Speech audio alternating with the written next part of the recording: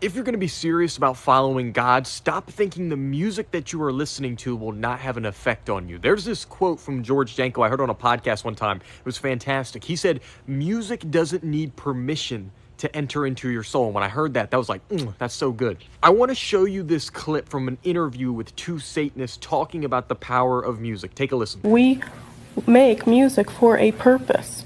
It's not just background music, or it's not just, fluffy, light stuff. This is not elevator satanic music. It's ritualistic music. It is music that by even the act of listening to it, you are participating in a satanic ritual. How does it make you feel? It's very stirring. It's very emotionally charged. You can't listen to this music and say you don't feel something, because you do. I'm sure you would probably feel either hate or fear or rage or something. You're pretty good at marketing yourself. Now, I'm not trying to turn this video into like a conspiracy theory or go down like the satanic rabbit hole or something like that, although there is some, weird stuff going on. Oh, how did those get there? My point is, Proverbs, I want to say 23:7 says, so a man thinketh, so is he. And I'm telling you, there is a direct correlation between what you listen to, what you consume, and then the things that you are struggling with or the ways that you're acting. Easy example I can give of this is the first time I ever really started to walk in the Spirit, right? Galatians chapter 5, all glory to God. I really was able to not even really resist my own lust, but like I wasn't even really having the temptations. It was going like, I want to say around 2 weeks where I just didn't have any temptation at all at this time. This is maybe like 8 months ago or so. I'm doing good. I'm not having any of those thoughts. And then one day I'm lifting with my brother and he has the speaker out and he starts playing some rap music. I can't remember exactly what it was. I think it was Future or something like that. And I can just remember by the end of the workout, my mind I started to have all the lustful thoughts again. And it's just like that George Janko quote, music does not need permission to enter into your soul. So a man thinketh, so is he. My proposition to you, the point I'm trying to make with this video is, if you're struggling with lust, probably part of the reason is the fact that they talk about the lustful things and all the music that you listen to.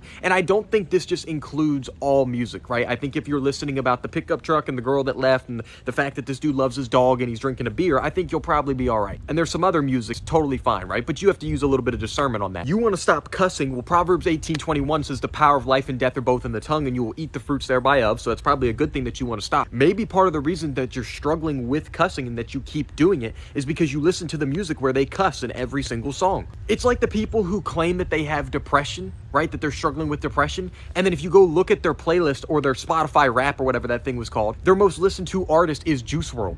It's like, of course you're going to feel depressed. And I think self-improvement is one of the most biblical things there is, right? At some point, I'm going to make a video explaining that in full, but that's why I talk about Christ-focused self-improvement so much. Everything when it comes to self-improvement or your spiritual walk or growing your business or growing on social media is all about inputs and outputs, right? And so the outputs are just what you desire. So that's conquering lust, that's finding your God-given purpose, that's getting in shape, eating healthier, cleaning up your skin, whatever your goal is, right? And then your inputs are the things that you do to actually achieve that said output, right? And so you basically, this is the number one tip I can give you, whether you want to grow in business or on social media or in anything self-improvement. Start by just making a list of inputs that you know you can stick to.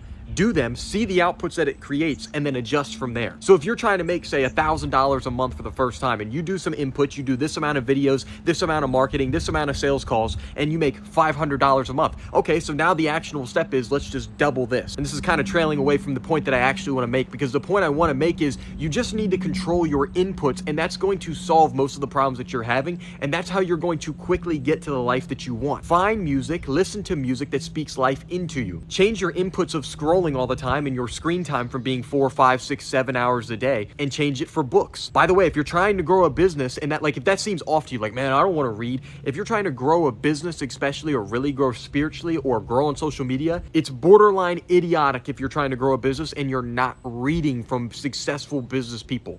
I just got to be real about that. Look at the music that you listen to as an input. Look at the podcast that you listen to as an input. Your screen time, the people that you talk to, the TV that you watch, all of it is inputs. And if you just control your inputs, you will get different outputs, because so a man thinketh, so is he. I'm not making the claim, obviously, that if you listen to Future's music, you're now part of a demonic ritual. I'm just saying this stuff is going to have an effect on you. Everything that you listen to, everything that you consume is going to impact the way that you then conduct yourself and the fruits that you receive in your life. It's a lot like sowing and reaping. So why would we not just control that and manipulate that to help us get the outcomes that we actually want? But that's the point I'm trying to make. Christ-focused self-improvement is what I teach. If you're struggling with pornography, you're ready to quit, I have a free guide inside my free community down below. It's called the King's Chat. You can join. It's 100% free. I'll leave a link to my inner circle down below as well, the King's Hall. If you found this helpful, drop me a like, subscribe if you haven't already, because Christ-focused self-improvement is what I'm passionate about. I feel like it's my calling to talk about it. I'll see you in the next video.